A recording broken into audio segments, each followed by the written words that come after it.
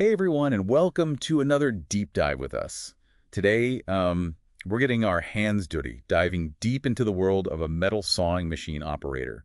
We've gotten a ton of questions from you all about what it takes to break into this career, and lucky for you guys, we've got a mountain of resources to help us get to the bottom of it. So we're going way beyond just like reading a basic job description here. Oh, absolutely. We're talking full-on deep dive. We've got in-depth career guides, interview tips from people who've been there, done that, even some seriously cool insights into how AI is changing the whole job search game. You ready to jump in? Yeah, let's do it. So, you're thinking about becoming a metal sawing machine operator. Well, the career guide, Metal Sawing Machine Operator, cuts right to the chase. You'll be using some seriously heavy-duty saws to cut and shape metal. Sounds pretty straightforward, right? You just, cut the metal where you need to. Well, not so fast. Do. This guide makes it clear that precision is key here. We're talking cutting pieces of metal down to a fraction of a millimeter. That's some seriously detailed work. Yeah, that's way more like, I don't know, performing surgery on metal than just like hacking away at it, right? Totally. Yeah. This isn't just about brute strength. It's about finesse and really understanding how different metals behave under pressure. And I mean that literally. Right. I love that the guide also talks about using other tools too. Like they mentioned tin snips and shears. It's not just the big saws. There's a whole craft to it. Totally. And that's where the guy calls core knowledge comes in. It's about knowing your metals inside and out. Which metals react better to different kinds of cutting, what tools to use for which purpose.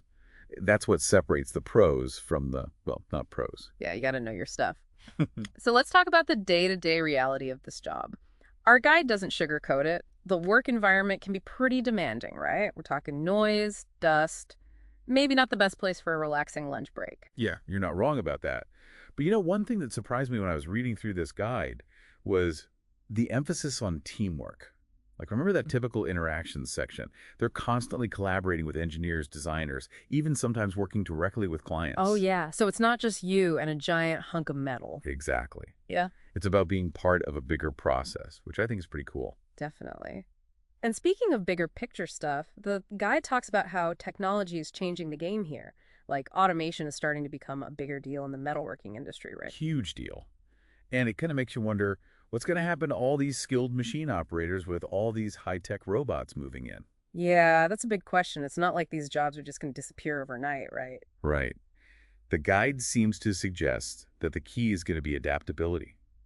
Being open to learning new technologies, constantly updating your skills to work alongside these automated systems.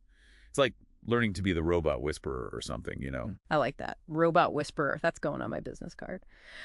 But really, it speaks to this idea that to thrive in this field, you've got to be willing to evolve and embrace change. It's not just about mastering the machines of today, it's about being ready for whatever comes next. It's almost like the more things change, the more valuable those human skills become. Yeah. Being able to adapt, to solve problems on the fly, that's what sets you apart from a machine. Definitely. In fact, the guide actually highlights those exact skills like problem solving and adaptability as being absolutely crucial for anyone who wants to not just survive, Yeah. but actually thrive in this industry as it evolves. It's not just about keeping up with the robots. It's about becoming the kind of metalworking master they can't replace. Okay, so let's say you're listening to this and you're thinking, metal sawing, robots, sign me up. Uh, But let's get real for a second. How do you know if this is even the right fit for you? Every job has its pros and cons, right? yeah, for sure. And the guide we're looking at today, it does not hold back. It lays it all out there, the good, the bad, and the potentially dusty. Well, let's start with the good, why don't we? Okay, so good stuff first. High earning potential, always a plus, right? Can't argue with that. Then there's the job security. Everyone wants to feel like they've got a career they can count on. And get this, there's even room for some serious advancement in this field. Starting out as an operator doesn't mean you're stuck there forever. You can move up the ranks, take on more responsibility, maybe even end up designing those robots we were just talking about. That's the dream. Designing the robots instead of. Instead of getting your metal cutting skills schooled by them. Exactly. But yeah, like you were saying, every job has its downsides too. And the guide definitely doesn't shy away from those either. It's physically demanding work, for one thing. And there's potential for repetitive tasks, which isn't everyone's cup of tea. Plus, you've got to be comfortable with constantly learning new things, staying updated on the latest technologies. It's not a career for the technologically timid, that's for sure. Definitely not. But, I think that's what makes this whole fit question so important. It's about really looking at your own strengths, your weaknesses, your interests, and honestly asking yourself, does this line up with who I am and what I want out of a job? It's kind of like dating in a way. You wouldn't jump into a relationship without getting to know the person, right? Same thing with a career. You got to make sure you're a good match. 100%. It's about finding that sweet spot where your skills and interests align with the demands and rewards of the job. Okay, so let's say you've weighed the pros and cons, done some soul searching, and you've decided, yeah, metal sawing is my jam. What's the next step? How do you actually go from like metal curious to metal employed? That's the million-dollar question. And lucky for us, we've got some seriously insightful RoleCatcher excerpts that give us a behind-the-scenes look at the whole process. And spoiler alert, AI is shaking things up big time. Oh yeah, big time. Like, remember that Beat the Automated Recruiter excerpt? Yeah. It basically blew my mind. It's not even just about sending out a killer resume anymore. It's about understanding what those AI systems are looking for and tailoring your application accordingly. It's like AI is this like digital gatekeeper standing between you and your dream metal sawing gig. And to get past it, you need to know the secret password or something. That's a great analogy because it really is about cracking the code. Like, what makes these AI systems tick? What are they looking for? What makes an application stand out from the sea of resumes? And that's where a tool like RoleCatcher comes in clutch. For sure. This thing is like a cheat code for the modern job search. Think of it like this. RoleCatcher is your trusty sidekick in the wild world of job hunting. It's got everything from AI-powered CV analysis so you know you're putting your best foot forward to interview practice, which is clutch for anyone who gets those pre-interview jitters. Oh, tell me about it. I used to get so nervous before interviews.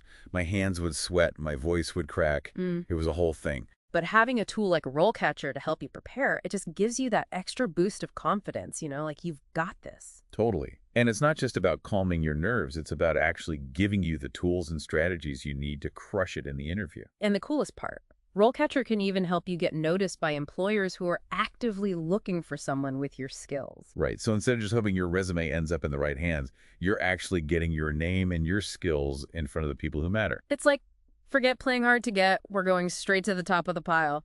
But let's talk about those interviews for a second. Our trusty guide has a whole section on questions to expect. That is pure gold, especially if you're prone to pre-interview freakouts like my friend here. Hey, some of us like to be prepared. Exactly. And this section, it's all about preparation. They've got all the classic interview questions, but one that really caught my eye was, can you describe a time when you encountered a problem while operating a metal sawing machine and how you resolved it?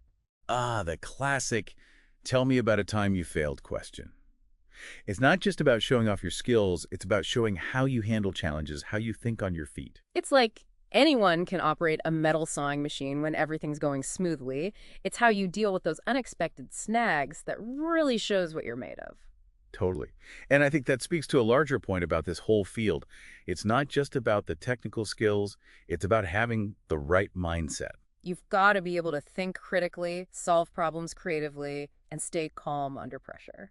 Exactly. Because let's be real, when you're working with the giant, powerful machines, things don't always go according to plan. You got to be ready for anything. 100%. So let's say you've aced the interview, you've wowed them with your metal sawing knowledge and your can-do attitude. What's next? Well, our trusty career guide has a whole section dedicated to mapping out your career path, and let me tell you, it's pretty impressive. We're talking about a clear progression from entry level all the way up to senior operator and beyond. And what I love about this section is that it really highlights the long-term potential of this career path. Like, this isn't just a job, it's a career with real growth opportunities. You're not just stuck in one place, are you? Exactly. So you start out as an entry-level metal sawing machine operator, Yeah. learning the ropes, getting your hands dirty. You're like the Padawan learner mastering the ways of the Force, or the metal saw in this case? Yeah. And as you gain experience and confidence, you move up to junior operator, taking on more responsibility, maybe even training some of those fresh-faced Padawans yourself. Passing on your metal sawing wisdom to the next generation. I love it. And then it's on to experienced operator, where you're really starting to master your craft, handling more complex projects, maybe even leading a team. You're becoming the Jedi Master of metal sawing. Okay, I'm officially stealing that analogy. Yeah. But yeah, from Padawan learner to Jedi Master, this career path is all about growth, both in terms of skills and responsibility.